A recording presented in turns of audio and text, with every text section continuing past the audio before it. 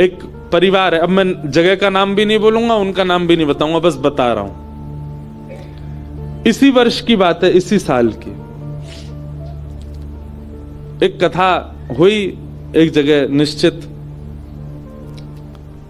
तो हम वहां गए कथा करने। जैसे ही हम पहुंचे तो हमारे पंडित जी लोग सब आए।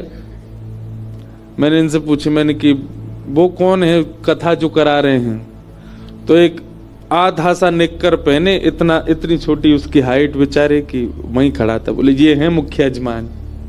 अब मैं उनको देख, मैंने आप मुख्य यजमान हो? बोले हाँ। मैंने बहुत बढ़िया भैया। मैंने कहा आप क्या करते हो?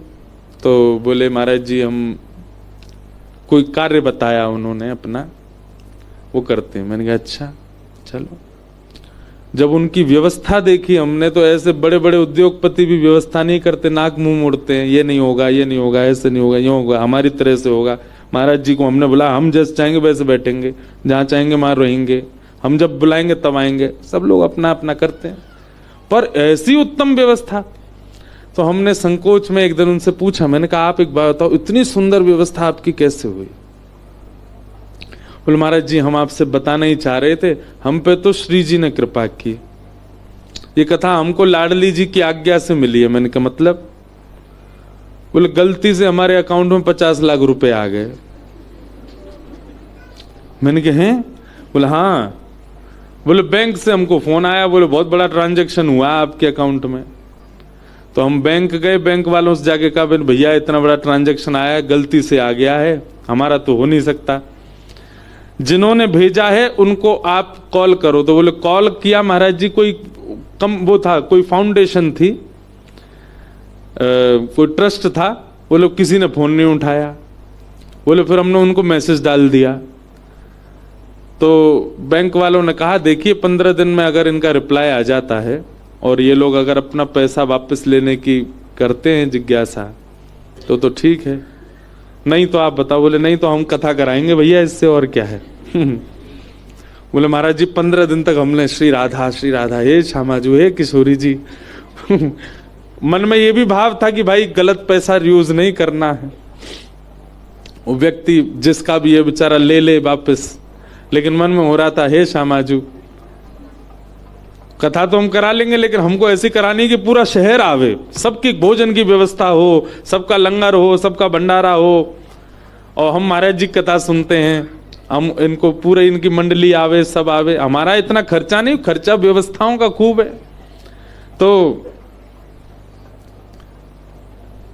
बोले महाराज जी 15 दिन हो गए, कोई फोन कॉल। वो बैंक वाले बोले आपको तो बधाई है, अब इसका टैक्स वगैरह जमा करवा देना जो भी है। बोले महाराज जी हमने फिर मन बना लिया कि इससे 1 रुपया भी अपने घर के लिए नहीं लगाना है, सबसे बोले सब कथा में लगाना। कथा कराई, ऐसी अद्भुत कथा। फिर एक दिन बोले महाराज जी हमारे घर चलो। मैंने कि चलो। तो जब मैं उनके घर गया, एक बहुत संपन्न व्यक्ति के यहाँ किराए पे एक कमरे में रहते हैं वो। तो जब मैं घर पे गया तो नीचे जो घर के लोग स्वागत कर रहे, मैंने कि आपके परिवार? नहीं महाराज जी ये हमारे मकान मालिक हैं, हम तो उनके यहाँ किराए पे रहते हैं। मैंने कहा आपका घर कहाँ है? बोले ऊपर है, हम ऊपर छत पे हमारा कमरा, वहां रहते हैं। ऊपर ले गए, 2-3 कमरे थे वहां, हॉल था, और उनके यहाँ सच में हृदय से ऐसा भाव आया कि सच में इनकी कथा श्री जी ने ही करवाई। अब भी मिलने आए, मैंने की कोई इंक्वायरी आई? बोले कोई फोन ही नहीं आया महाराज जी, ट्रस्ट वाले डाल के भूल भाल गए, कहाँ गए पैसा। हमको तो लग रहा है वो ट्रस्ट वेस्ट भी श्री जी ने ही बनवाई होगी, और वो हमसे कथा करवानी थी उनके। अब आप आश्चर्य मानेंगे, विश्राम वाले दिन वो आए मेरे पास, बोले महाराज जी हमारे इतने पैसे अभी बच गए, उसमें से क्या करें। मैंने कहा ये व्यक्ति चाहता तो एक घर बना सकता था, व्यक्ति चाहता तो अपने सब कार्य पूरे कर सकता था। उनके कहीं कर्जे भी चल रहे थे, वो कर्जे भी नहीं चुकाए उन पैसों से। बोले हमारा मन है हम महाराज जी वृंदावन आकर के बहुत बड़ा भंडारा कर दें, वृंदावन के सब रसिक संत ब्रजवासी। मैंने करो। वृंदावन आकर के उन्होंने भंडारा किया। बड़े बड़े अरब खरबपति लोग 10-10 रुपया बांटते हैं भंडारे में भी, 500-500 रुपये बांट रहे थे सबको। 1 रुपया भी मेरे प्रयोग में नहीं रहना चाहिए, सब ठाकुर जी की सेवा। ऐसे ऐसे लोग भी हैं, बहुत, हर कथा में एक अनुभव होता है।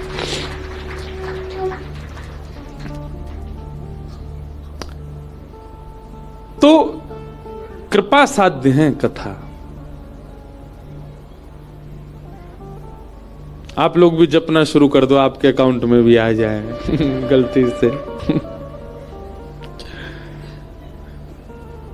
सीधी बात यह है भैया, जिन सज्जन ने वो कथा कराई उनके अकाउंट में पैसा नहीं था, उनके अकाउंट में ठाकुर जी का नाम था, ठाकुर जी का इतना भजन उनके पास था, ठाकुर जी की ऐसी कृपा थी उनके ऊपर कि कैसे भी करके योजना बनी, कथा हुई।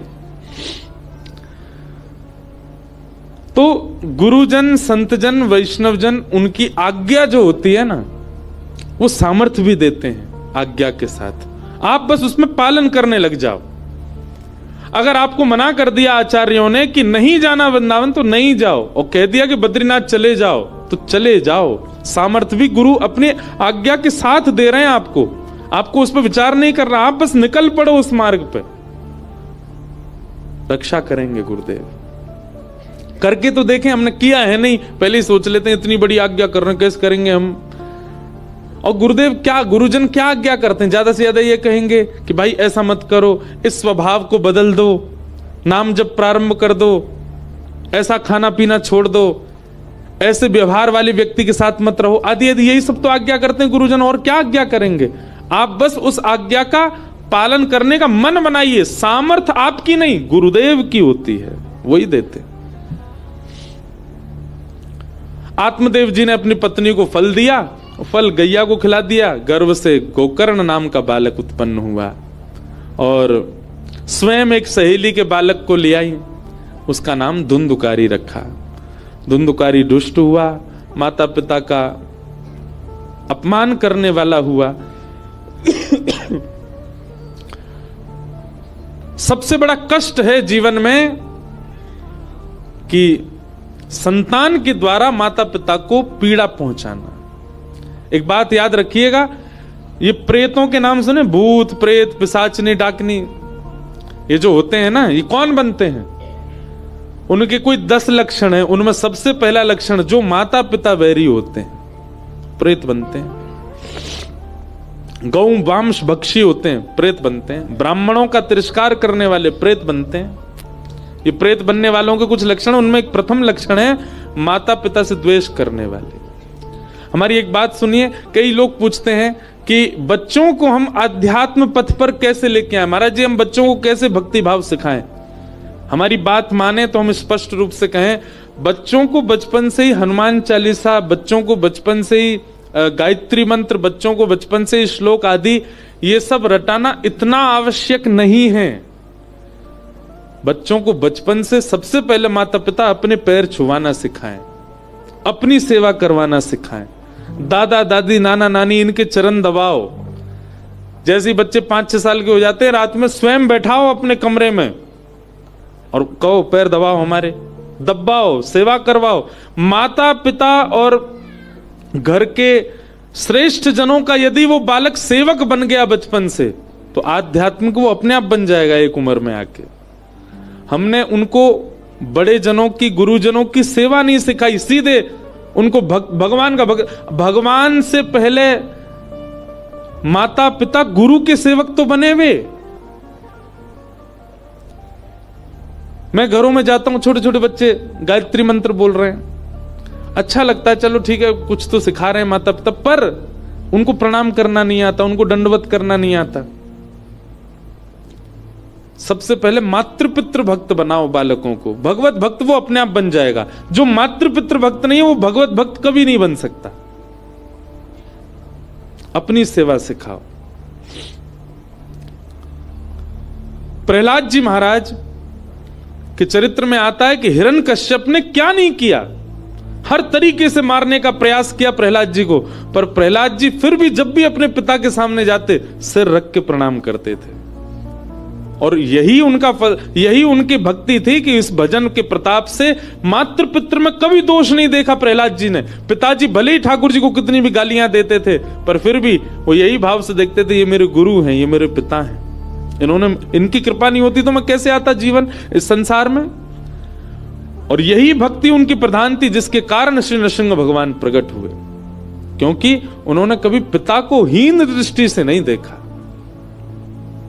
आजकल के बच्चे सब कर रहे हैं, गंगा जी में नहा रहे हैं, तीर्थ भी जा रहे हैं, पर घर में बैठे लक्ष्मी नारायण माता पिता के रूप में उनको नहीं बज रहे, उनको नहीं पूज रहे। हम तो बच्चों से कहेंगे कभी कभी ना छुट्टी हुआ करे, घर में कुछ कोई आना जाना नहीं कहीं, माता पिता का ही श्रृंगार करो, उन्हीं की पत्रावली बना दो, उन्हीं कोई लक्ष्मी नारायण मान के उन्हीं की सेवा करो, उन्हीं में ही प्रत्यक्ष ठाकुर जी का दर्शन कर लो। अरे प्रमाण है, महाराष्ट्र की भूमि पर प्रकट हुए भगवान श्री विट्ठल, जो पुंडलीक अपने माता पिता की सेवा करता था, कोई नाम नहीं, कोई यज्ञ नहीं, कोई भजन नहीं, कोई तप नहीं, केवल माता पिता की चरण सेवा से भगवान श्री विट्ठल को प्रकट कर दिया। हम लोग भूलते जा रहे हैं उस भाव को। प्रेम करते हैं हम, सेवा नहीं करते, सेवा भी करो। हम तो कथा में बहुत व्यस्त रहने लगे, हम तो अपने माता पिता के साथ ही नहीं रहते। वृंदावन में कथा थी कल तक, उस बहाने से वृंदावन में माता पिता के साथ थे, नहीं तो रह ही नहीं पाते, बात भी नहीं कर पाते कथाओं में, इतनी व्यस्तता हो जाती। आप सब तो रहते हैं माता पिता के साथ, उनकी सेवा किया करो। ये सेवा ही आपको आगे चल करके भजन मार्ग, भक्ति मार्ग सब प्रदान करेगी। धुंधुकारी माता पिता पर हाथ उठाने लगा, मां ने कुआं में कूद के प्राण त्याग दिए और पिता ने घर त्याग कर दिया। गोकर्ण जी महाराज ने पिताजी को ज्ञानोपदेश किया, और यही गोकर्ण गीता है। एक श्लोक हम कहेंगे, उसके बाद कथा को विश्राम देंगे। देहे स्थिमां सरुधिरे भिमतिं त्यजत्वं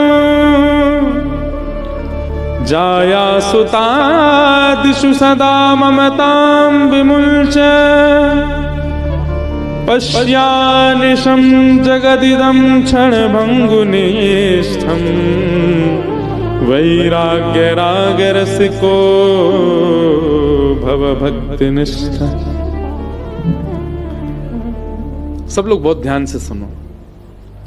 जब गोकर्ण जी महाराज के सामने उनके पिताजी बैठ करके बोले, बेटा मैं अपने पुत्र से बहुत दुखी हूं।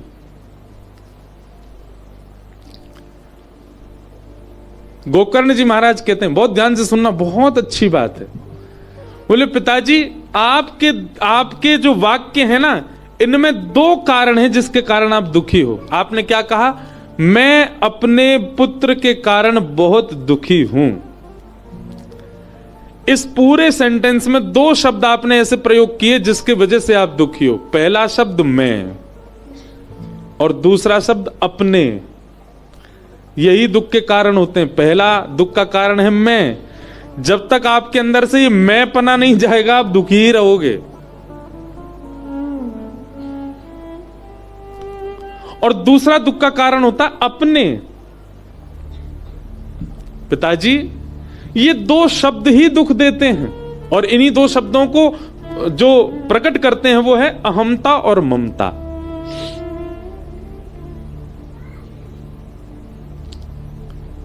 सबसे पहले दुख का कारण है मैं। हमारे अंदर ये देहाभिमान है, और ये देहाभिमान ही हमको कष्ट की ओर ले जाता है। मेरे साथ ऐसा हो गया, मैंने ऐसा किया, मैंने वैसा किया, मुझसे ये हुआ, मेरे साथ यूं कर दिया, यही दुख का कारण बन जाता है। ये मैं शब्द यदि हट जाए, मतलब देहाभिमान यदि शून्य हो जाए व्यक्ति, उसको कभी दुख नहीं हो सकता। और दूसरा मेरा। अच्छा एक बात, हम लोग अभिमान क्यों करते हैं अपने ऊपर? क्या ये देह हमारा दास है या ये देह हमारे वश में है? बिल्कुल भी नहीं। सत्य बताएं तो ये देह थोड़ा बहुत हमारे वश में रह के हमको धोखे में डालता है कि मैं तुम्हारा ही हूं। आज अपने देह को आज्ञा कर दीजिए कि तू कभी वृद्ध मत होना, तेरी गालों पे कभी झुर्री नहीं पड़नी चाहिए, तेरे बाल कभी सफेद नहीं होने चाहिए। ये देह आपकी नहीं मानेगा। आप चाहे कितना भी तरीके अपना लो इसको स्वस्थ रखने के, ये वृद्ध हो ही जाएगा, क्योंकि आपके वश में नहीं है। और जब आपके वश में नहीं तो फिर इसका अभिमान क्यों? और ऐसे ही मेरे सारे, ये भी आपके वश में नहीं है, तो फिर इनका अभिमान क्यों? मैं और मेरे का जो अभिमान हमारे चित्त में है पिताजी, ये जिस दिन निकल जाएगा उसी दिन आप प्रसन्न, आपसे ज्यादा प्रसन्न कोई नहीं रहेगा दुनिया में। और ये मैं और मेरे का अभिमान दूर कैसे होगा? तब दूसरे श्लोक में कहते हैं कि धर्म भजस्व सततम त्यज लोके धर्मान सेवस्य साधु पुरुषां जहि काम तृष्णा अन्यांश हस्तचरण श्रवणत्वगादि अन्यस्य दोष गुण चिंतनमाशु मुक्त्वा सेवा कथा रस महो नितराम पिबध्वम्।